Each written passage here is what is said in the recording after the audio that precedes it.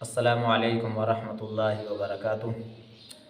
الحمدللہ وحدہ والصلاة والسلام علی من لا نبی بعدہ، فاعوذ باللہ من الشیطان الرجیم، بسم اللہ الرحمن الرحیم۔ انا اعطیناک الکوثر فصل لربک وانحر ان شانئک هو الابتر، صدق اللہ العلی العظیم۔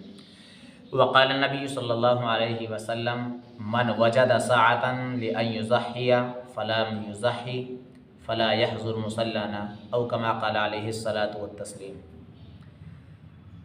دوستو عزیز ساتھیو، اللہ رب العزت کی ذات عالی سے قوی امید ہے کہ آپ حضرات سب خیریت و عافیت کے ساتھ ہوں گے۔ آج میں آپ کو بتلاؤں گا کہ کن حضرات پر قربانی واجب ہوتی ہے۔ وجوب قربانی کے لیے 6 چیزیں شرطیں ہیں۔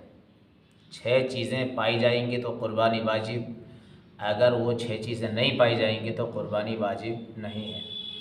پہلی شرط یہ ہے کہ انسان کا مسلمان ہونا، کافر پر قربانی واجب نہیں ہے۔ اور دوسری شرط ہے انسان کا عاقل ہونا، پاگل پر قربانی واجب نہیں ہے۔ اور تیسری شرط انسان کا بالغ ہونا، نابالغ پر قربانی واجب نہیں ہے۔ اور چوتھی شرط ہے انسان کا آزاد ہونا، غلام پر بھی قربانی واجب نہیں۔ اور پانچویں چیز انسان کا مقیم ہونا، مسافر پر قربانی واجب نہیں ہے۔ اور چھٹی چیز ہے انسان کا صاحب نصاب ہونا۔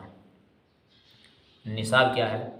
کسی انسان کے پاس یا تو 52.5 تولہ چاندی، یا 7.5 تولہ سونا، یا اتنی نقدی کہ جس کے ذریعے سے 52.5 تولہ چاندی کو خریدا جا سکے، یا مال تجارت، یا پھر ضرورت اصلیہ سے زائد اتنا سامان ہو کہ جس کی اگر قیمت کو جوڑا جائے تو 52.5 تولہ چاندی کے نصاب کے بقدر ہو، تو ان حضرات پر قربانی واجب ہو جاتی ہے۔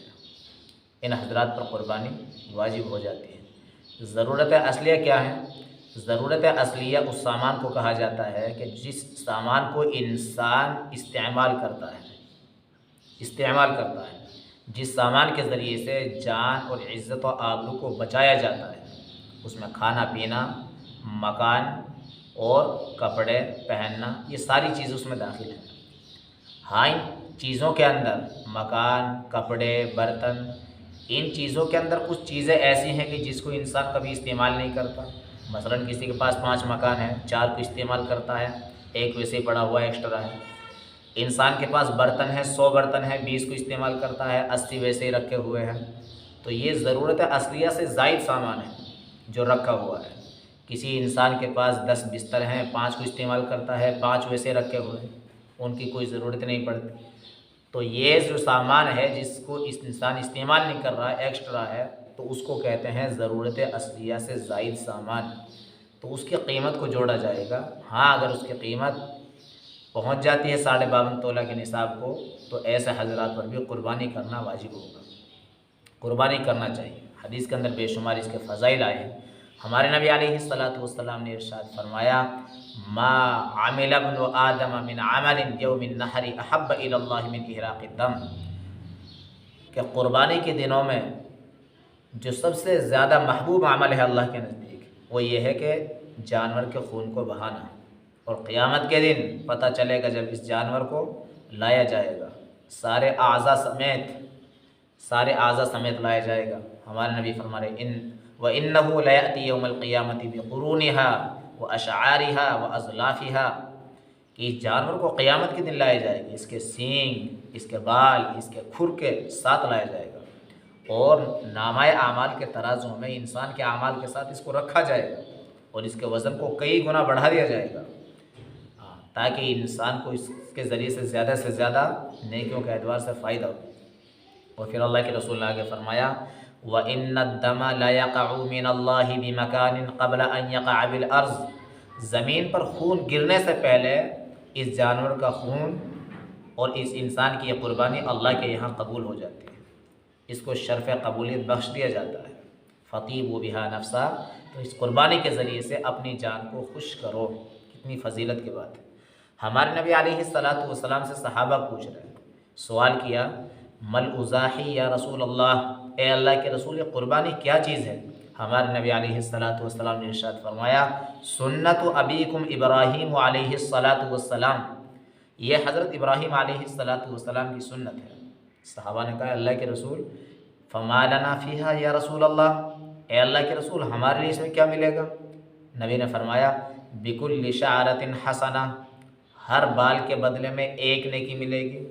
صحابہ نے پوچھا فالصوف یا رسول اللہ، بہت سے جانور ایسے ہوتے ہیں کہ جن کے جسموں کے اوپر بال نہیں ہوتے، رواں ہوتے ہیں، ان کے بارے میں کیا فضیلت؟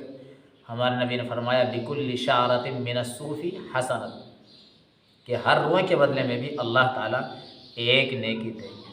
کتنی فضیلت کی بات ہے۔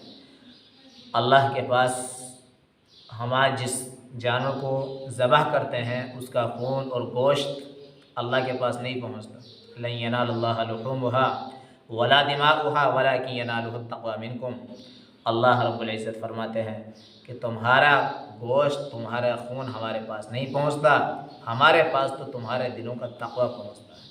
اللہ تعالیٰ دیکھنا چاہتے ہیں کہ کون انسان اپنی محبوب چیز کو میرے نام پر قربان کر رہا ہے۔ پیارے عزیزو، حق تو یہ تھا کہ ہم اللہ کی رضا کے لیے اپنی جانوں کو قربان کر دیتے، اور یہ قربانی بھی بہت کم درجے کی قربانی ہوتی۔ کیوں کہ جان دے دی، جو دی ہوئی اسی کی تھی۔